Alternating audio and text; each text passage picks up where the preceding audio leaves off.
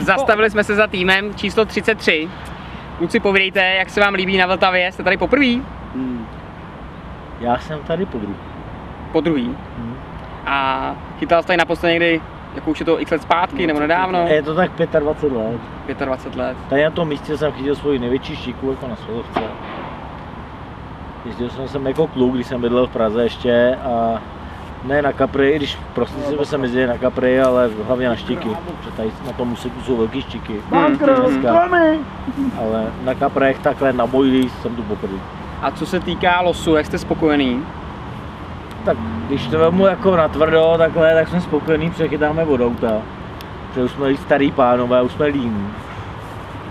Takže jako od auta se nám to líbí a jednu rybu jsme chytli, nebo tady Jarda Dufek, náš specialista na řeky, že jo.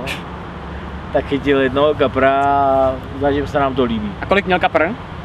70 cm a 5,60 zhruba.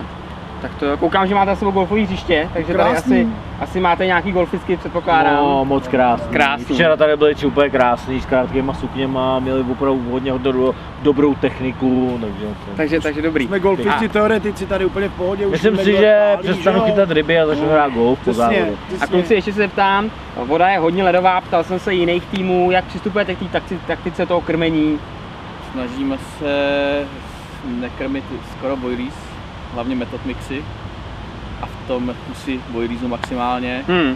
A zatím čekáme, jestli ryby budou projíždět pravidelně, zatím byla jenom jedna ryba, takže dá se říct, že by se zdálo, že krmíme dost těma koulema method mixovejma, ale spíš se snažíme vlastně jenom, aby to tam ovonět a teprve kdyby začaly ryby zhrát, tak nějakým způsobem třeba podle toho se zařídit, ale ne krmit hodně určitě, jako nemá smysl tam natrat 5-10 kg boiliesů a čekat, že ty ryby přijedou, to tady není, tady to bude o pár rybách, že?